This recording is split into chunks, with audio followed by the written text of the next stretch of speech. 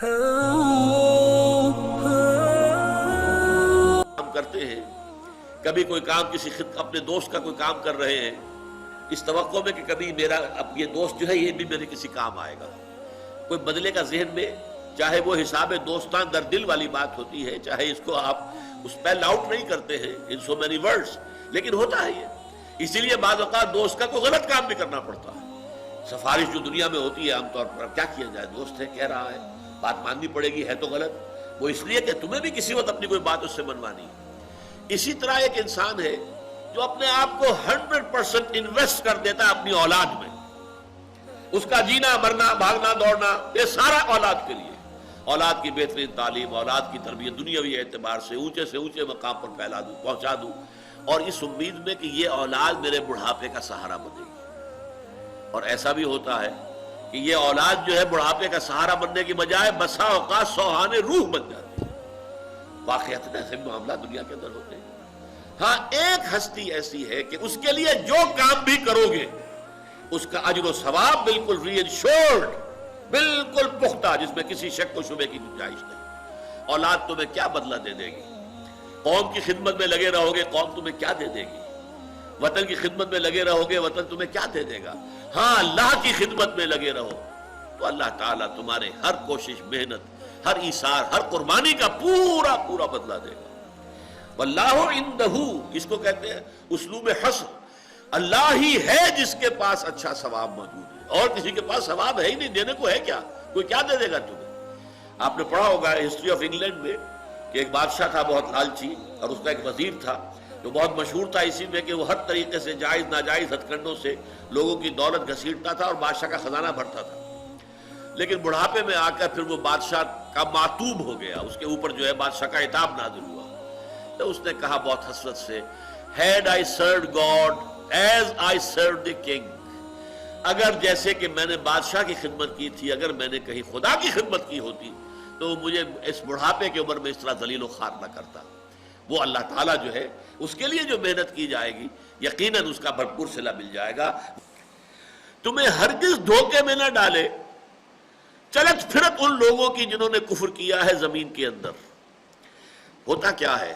اب دیکھیے مکی دور دیکھیے، مسلمان اللہ کے ماننے والے رسول کے دامن سے وابستہ مارے جا رہے ہیں، پیٹے جا رہے ہیں، بھوکے رکھے جا رہے ہیں، اور کفار بدماش اور وہ مشرکین دلدلاتے پھر رہے ہیں، ان کی جو ہے عیش ہو رہے ہیں، بہترین کھا رہے ہیں۔ یہ ساری کیفیت آخر نظر آ رہی تھی نا۔ پھر ان کے قافلے جا رہے ہیں، آ رہے ہیں، بڑے شان و شوکت کے ساتھ قافلہ گیا ہے، شان و شوکت کے ساتھ آیا ہے، ڈھول بجاتے ہوئے گئے ہیں، ڈھول بجاتے ہوئے آ رہے ہیں، تو دیکھنے والے کے دل پر اس کا ایک اثر ہوتا ہے۔ یہ دنیا میں ہر مرحلے پر جب بھی کوئی تحریک ہوگی، دین کے لیے کام کرنے والوں کو اس نفسیاتی صورتحال سے سابقہ لازماً پیش آئے۔ ان لوگوں کے لیے عیش ہے، ان کے لیے آرام ہے، ان کے لیے دنیا میں ان کے چرچے ہیں، ان کی پذیرائی مل رہی ہے، ان کے لیے جو ہے وہ ریسیپشنز جو ہے ارینج کیے جا رہے ہیں، ان کو سپاس نامے پیش کیے جا رہے ہیں۔ یہ چلت پھرت، یہ عیاب و ذہاب، یہ رونقیں، یہ ان کے اندر جو شان و شوکت کے مظاہر نظر آتے ہیں، اس سے نفسیاتی طور پر جو انسان پر اثر پڑتا ہے اس کا جواب ہے یہ آیت۔ لا یغرنک تقلب الذین کفروا فی البلاد۔ تقلب قلب بدلنا، الٹ پلٹ میں کرنا، تقلب جانا آنا، اس کو ہم کہیں گے چلت پھرت۔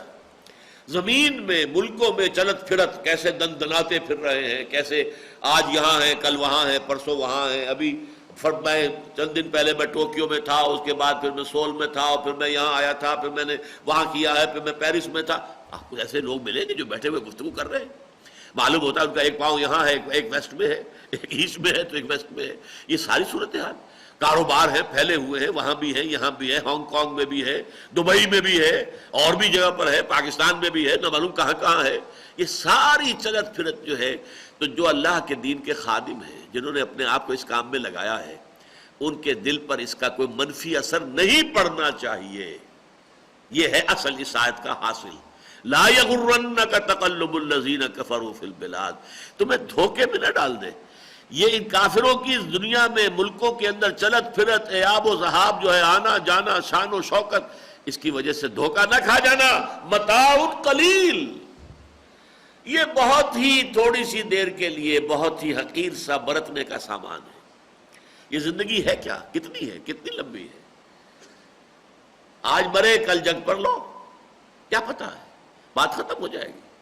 یہ ساری چمک دمک، یہ ساری جو ہے چلت پھرت، یہ شوق، یہ سارا کا سارا جو بھی ہے ان کا، یہ کیا ہے؟ عارضی چند دنوں کی یہ چلت پھرت ہے. متاع قلیل ثم مأواہم جہنم، پھر ان کا ٹھکانہ جو ہے وہ جہنم ہے. وبئس المہاد، اور وہ بہت ہی برا بستر ہے، بہت ہی برا ٹھکانہ ہے. یہ بھی ایک، جیسا کہ میں نے عرض کیا، دین کے لیے کام کرنے والے، فالذین ہاجروا واخرجوا من دیارہم واوذوا فی سبیلی وقاتلوا وقتلوا، جو لوگ بھی اس راہ پر چلنے والے ہیں ان لوگوں کے لیے ایک بہت بڑی نصیحت یہ ہے کہ تمہیں دیکھنا ہوگا، شان و شوکت ان کی ہوگی، دنیا میں بول بالے ان کے ہوں گے، ان کے جو ہے جلوس نکل رہے ہوں گے، ان کی طرف لوگوں کا رجحان ہوگا، لوگ جو ہے ان کے نعرے لگا رہے ہوں گے، ان کے زندہ باد کے نعرے فلک شگاف ہوں گے، سب دیکھو گے تمہیں دیکھنا پڑے گا. اس دیکھنے کے باوجود حق پر قائم رہنا. بدا الاسلام غریبا وسیعود کما بدا، اسلام جب شروع ہوا تب وہ اجنبی سا تھا، کوئی اس کا جاننے پہچاننے والا تھا ہی نہیں. اس کے بعد اسلام کے اندر جب قوت آ گئی تو پھر تو سب کے سبھی اس کے جاننے پہچاننے والے بن گئے. لیکن حضور نے فرمایا بہت جلد اسلام دوبارہ غریب ہو جائے گا. فطوبی للغرباء، تو پھر مبارکباد ہے ان لوگوں کے لیے جو اسلام کے دور غربت میں خود بھی غریب ہو جائیں. دنیا کا دقیانوس ہے یہ، اگلے زمانے کے ہیں لوگ، اگلے وقتوں کے ہیں یہ لوگ، انہیں کچھ نہ کہو، ان سے کوئی کیا بات کرنی ہے جی، یہ تو بڑے فنڈامنٹلسٹ ہیں، یہ تو بڑے ہی جو ہے جذباتی لوگ ہیں، یہ تو بہت یعنی ایک طرح سے یوں سمجھیے کہ دیوانے ہو گئے ہیں، مجنون ہو گئے ہیں. لیکن یہ سب کچھ سننا پڑے گا.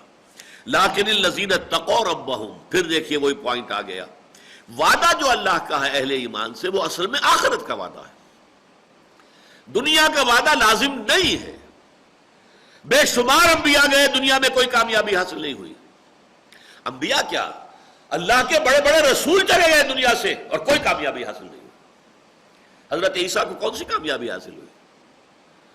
اتنی عظیم شخصیت، عظیم ترین معجزات جن کو دیے گئے، روح اللہ، کلمۃ منہ، اللہ کا خاص کلمہ، اللہ کی خاص روح، ان کا مقام اور مرتبہ ذرا اندازہ کیجئے آپ، کیا کامیابی حاصل ہوئی؟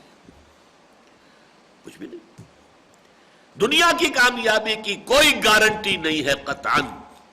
جو لوگ اس کو اپنا مقصود بنا لیتے ہیں وہ پھر گھبرا بھی جاتے ہیں، پھر فرسٹریشنز ہوتی ہیں، پھر ناکامی کی وجہ سے ڈپریشن آتی ہے. یہ کیا ہوا، میں کچھ نہیں کر سکا، میں نے اپنی زندگی لگا دی پوری، کچھ حاصل نہیں ہوا. اس کے نتیجے میں پھر انسان کے اعصاب جواب دے جاتے ہیں. یا یہ پھر ہوگا انسان پھر سوچتا ہے کہ سیدھے راستے سے نہیں ہو رہا، کسی ٹیڑھی انگلیوں سے گھی نکالوں، کوئی بائی ہک اور بائی کروک. جیسے کہ فٹ بالر جو ہے یا ہاکی کھیلنے والا جو ہے وہ اپنی بال کو کیری کرتا ہے، ادھر سے ادھر سے ادھر سے ادھر سے، کہیں سے ہو کر نکل جاؤ، کامیابی حاصل ہونی چاہیے.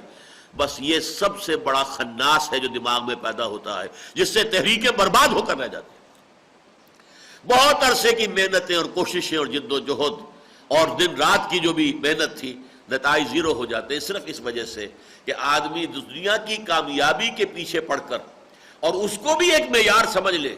تو واقعہ یہ ہے کہ پھر اندیشہ ہے، یا شدید ڈپریشن، مایوسی، فرسٹریشن، انتہائی بددلی، اور یا یہ ہے کہ کوئی الٹا سیدھا کام کر کے اپنی ساری محنت کے اوپر پانی پھیر لینا.